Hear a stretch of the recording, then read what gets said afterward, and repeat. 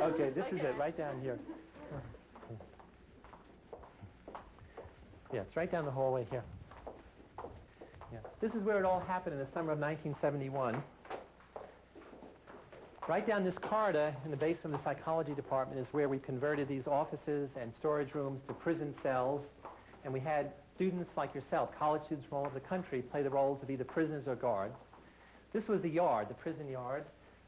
Here in this closet was solitary confinement, the infamous hole where the guards put prisoners for punishment. That part was screened off, and there was a hidden camera that we recorded everything that happened, exactly where the video crew is now. Here's one of the rooms that was a cell. In fact, I have a box of old stuff from the experiment I'd like you to see.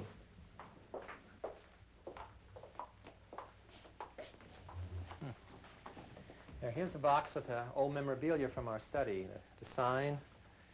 This is one of the prisoners' uniform, prisoner 819. You can see it's really a dress. Here are the chains that the guards made the prisoners wear to remind them of their status. Military kind of uniforms the guards wore, their billy club, symbols of power and authority.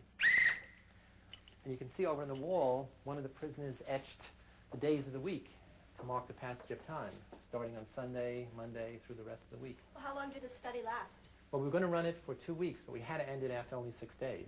Prisoner 819 did a bad thing. Prisoner 819 did a bad thing. Prisoner 819 did a bad thing. Our goal, back in 1971, was to study the behavioral and psychological consequences of becoming a prisoner or prison guard. To do this, we decided to simulate a prison environment, both physically and mentally, and then observe the effects of this institution on all those within its walls. We used the basement of the psychology building to stage our little drama, scheduled to run for 2 weeks. A corridor of small offices was converted into a functional prison environment. It was complete with 3 cells. There was a guard's room, the warden's office, my superintendent's office, and a closet used if necessary for solitary confinement. We recruited the help of some prison experts to assist us with our prison design and construction. We placed an ad in the city newspaper asking for participants for an experiment studying the psychological effects of prison life. They would be paid $15 a day. Over 70 people applied. They were given diagnostic interviews and psychological tests to weed out all those with any signs of psychological abnormality, medical disabilities, or history of crime or drug use. 24 were selected. They were all healthy, normal, intelligent, middle-class males from colleges throughout the United States. And with a flip of the coin, each was randomly assigned to play the role of prisoner or guard. It was only by chance that someone was chosen as prisoner or guard. Now, it is important to remember that at the start of this experiment, there were no psychological differences between those students assigned the prisoner role and those assigned to be guards. A police car pulls up in front, and a cop comes to the front door and knocks and says he's looking for me. So right there, they took me out the door, they put my hands against the car. It was a real cop car, it was a real policeman, and there were real neighbors in the street who didn't know that this was an experiment. And there was cameras all around and neighbors all around. They put me in the car, then they drove me around Palo Alto. They took me to the police station, the basement of the police station.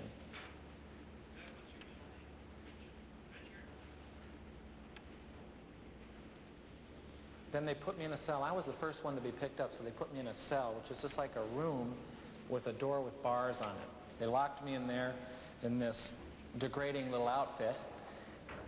They were taking this experiment too seriously. Everybody out. All right, come on. Up. Well, gentlemen, here it is time for count.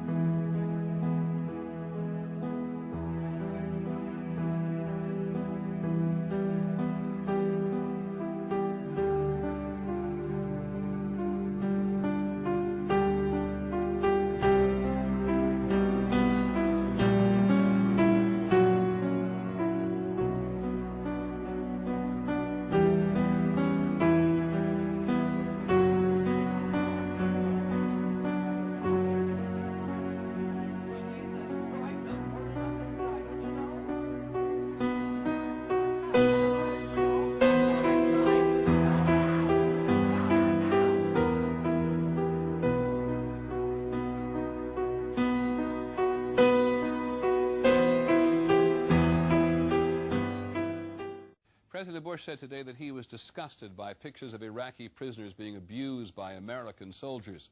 6 soldiers now face the possibility of a court-martial, and a brigadier general is under investigation.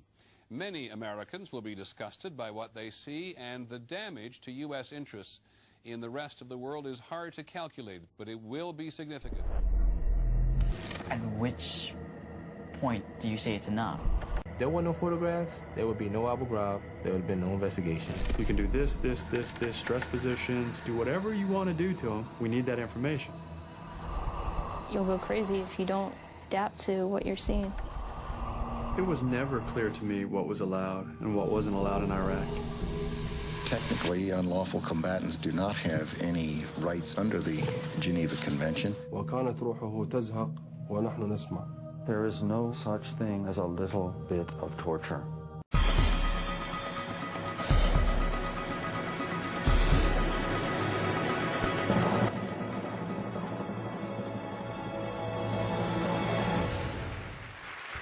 Philosophers, dramatists, theologians have grappled with this question for centuries. What makes people go wrong?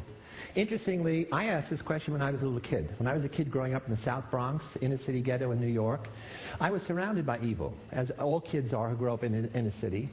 And I had friends who were really good kids who lived out the Dr. Jekyll, Mr. Hyde scenario of Robert Louis Stevenson. That is, they took drugs, got in trouble, went to jail, some got killed, and some did it without drug assistance. So when I read Robert Louis Stevenson, that was in fiction. The only question is, what was in the juice?